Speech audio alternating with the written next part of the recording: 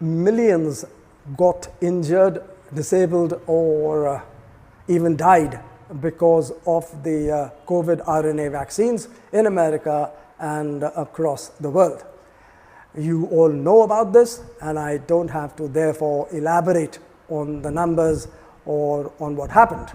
But I will summarize one thing for you, and that is the reason this happened was that the messenger RNA was placed inside a lipid nanoparticle that is a fat capsule or a globule.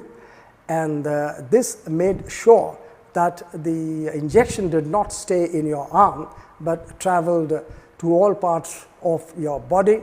The nanoparticles carrying the RNA, the messenger RNA, reached the human brain, the heart, lungs, kidney, spleen, liver, even the bone marrow, the blood vessels, small or big.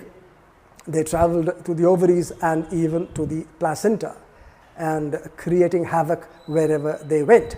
And that is the reason why you had so many hundreds of thousands of cases of myocarditis, pericarditis, heart attacks, rupture of the aorta, thrombotic strokes, hemorrhagic strokes, bleeding in the brain. You had clots in the abdomen, in the lungs, in the brain, in the legs. Again, all very serious problems. We had autoimmune diseases like Guillain-Barré, Bell's palsy, that is facial paralysis. We had lupus, we had rheumatoid arthritis, and we had eczema. And apart from this, of course, there has been a surge in cancer cases all over the world. In India, there has been a 10% increase in cancers in northern India last year.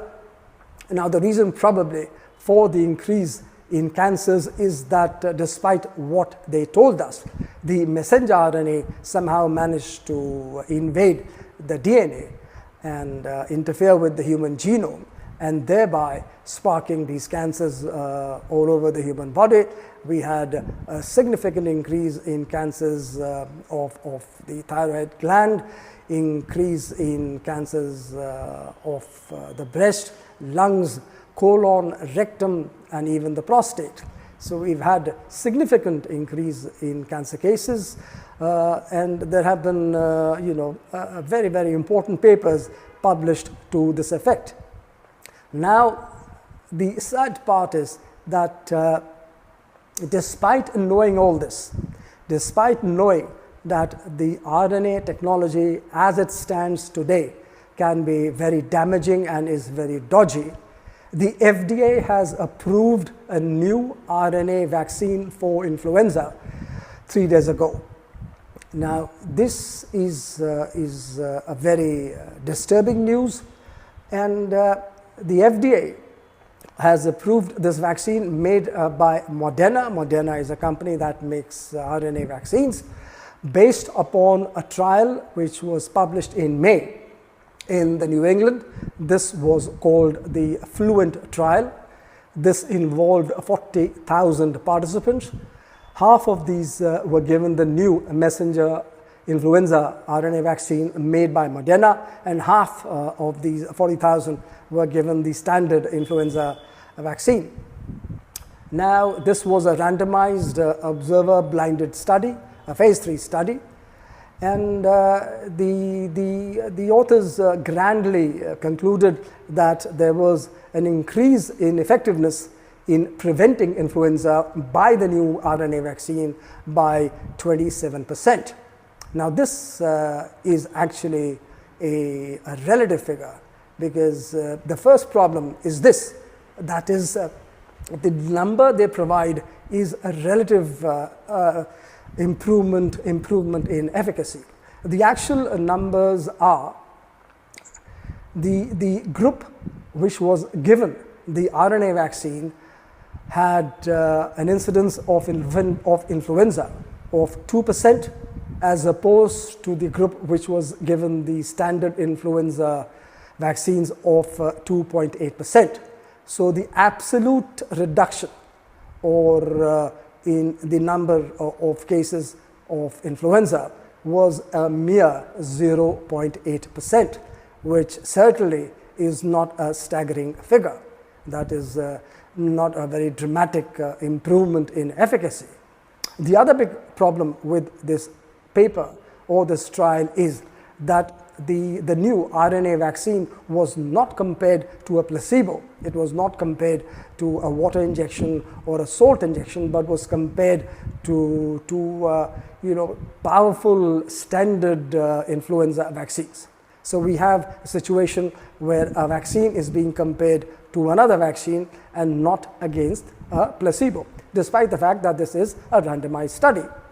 The third problem with this paper is that the follow-up was only for 6 months. That is, the median follow-up was for 6 months.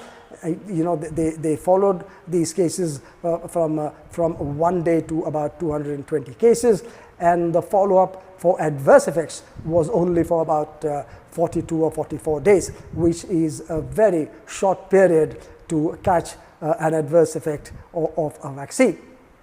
Now, they do tell us that minor adverse effects were seen in 66% of the people given the RNA vaccine, that is pain in the arm. About 45% of people given the RNA vaccine had tiredness, 40% had headaches, and about 35% of the people given the RNA vaccine had myalgia. The numbers were substantially less in the people given the standard influenza vaccines. However, they were still there. And the authors also tell us, and this is very important, the authors tell us that 6% of the people given the RNA vaccine had grade 3 adverse effects. Now, grade 3 adverse effects are very serious adverse effects. They are not life-threatening, but they can involve admission into a hospital. So these are serious side effects, and these serious side effects were seen in 6%, which means that if 1 million people are given this vaccine, 60,000 of them would get a serious adverse effect of grade 3. Now, this is something which is not to be taken very casually. Apart from this, we also know that one person given the RNA vaccine developed cardiomyopathy. The authors tell us that this cardiomyopathy was not caused by myocarditis. However, they don't tell us the exact cause. I would presume that this cardiomyopathy was caused by a direct toxic effect and a direct adverse effect of the vaccine. What is cardiomyopathy? Cardiomyopathy is a failing heart, a weakening of the heart because of weak heart muscles. And this again is a very serious problem because the mortality is almost 50% in 3 to 5 years. Apart from this case of cardiomyopathy, there is also a case of thrombocytopenia in a person who was given this RNA vaccine. There was one case of pericarditis in the people given the standard influenza vaccine, and one case of facial paralysis in the standard vaccine group. So there we have it. We have almost a 600 times greater numbers of serious adverse effects with this vaccine as compared to the standard vaccine, which by itself can cause great harm. And finally, the most disturbing part about this paper is that this paper was prepared, the manuscript was prepared entirely by employees of the company which made this RNA vaccine, that is Moderna. And worse, the paper was written by a third party. They gave money to what are now called medical writers to write down the manuscript. So there we have it. We have major flaws in this paper. Despite these major flaws, the FDA has approved this RNA vaccine to prevent influenza. The other bad news, unfortunately, is that the Europeans have already approved a vaccine which claims to prevent both COVID and influenza.